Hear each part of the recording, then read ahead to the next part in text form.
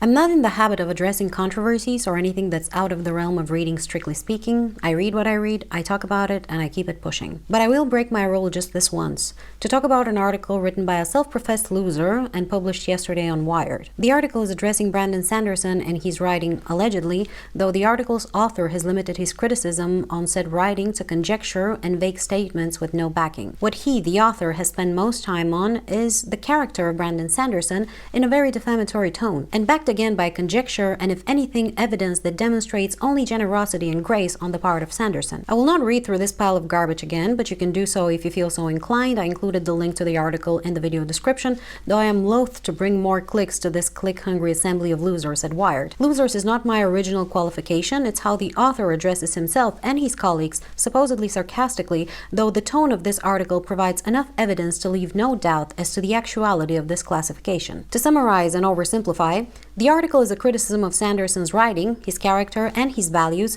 as well as the merit of his works, and would you believe it, the intelligence of the people who like him. Because of course we can all agree that since one guy couldn't fathom why people like Sanderson, then that means liking Sanderson must be unfathomable, I guess. And look, I am nobody, and my opinion is worth all but nothing. And maybe nobody will ever watch this, and if that is so, then let it be so. I will still put the words out there, if only because I believe them to be truth. So let me directly address the author of this article. Mr. Kehi, I apologize if I'm mispronouncing your name. It is no attempt at disrespect. I am simply not familiar with the name. So Mr. Kehi, you claim you have read 17 of Sanderson's works, or 20, you're not sure yourself. And I'm willing to bet 17 of my dirty socks that you have read but 0 of the aforementioned 17 works in full, if you've read any of them at all, which I doubt. And Mr. Kehi, you are no Shakespeare yourself. First, your article offers no introduction to whom exactly Brandon Sanderson is, though you claim that nobody knows him. So you either know you are wrong, or you just don't have what's needed to write a good informative article. I let you decide. There is no start, development, or proper ending to your expose. It rather reads as a fever dream of a scorned lover. You ingeniously refer to children's literature as stuff for kids,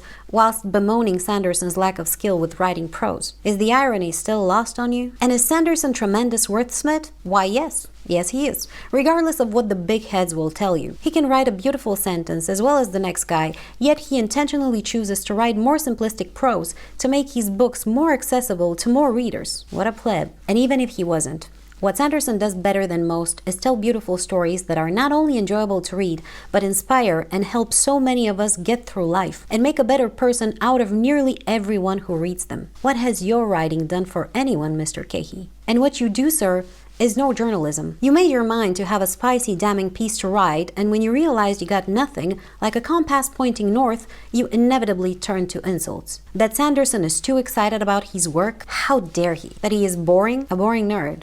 That's new. That he employs his family? Like that's the worst sin? That his fans are smelly. That last one honestly made me laugh because it was such a stereotypical description to the T. I actually wondered if you, sir, live in a sitcom from the early 2000s and if you've actually ever met a living human being. And one more thing. In the article, there was a heavy implication that because of Sanderson's faith, he is either a bad person or doesn't deserve his acolytes. I'm not going to speak on faith because other people's beliefs are none of my business and I choose to judge people by their actions towards others. And by your own admission, Mr. Kehi, Sanderson was a gracious and generous host who was nothing but nice to you, while you were, again by your own description, confrontational and altogether unbearable. More than that, since you claim to be looking for the reasons why his fans are so numerous and like him so much, well, one of those reasons is the fact that he is gracious and generous towards his community as well. He is transparent, hardworking, kind, and friendly. He doesn't spend his time sniffing his own farts like the high society of talentless journalists seem to do. He spends it writing our favorite stories, continuously satisfying our high expectations. For you and your work, Mr. Kehi,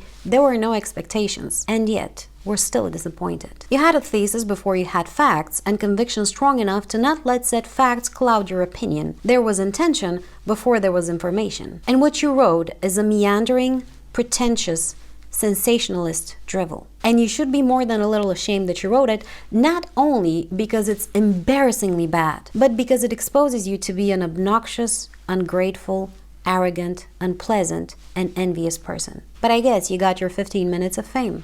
Congratulations.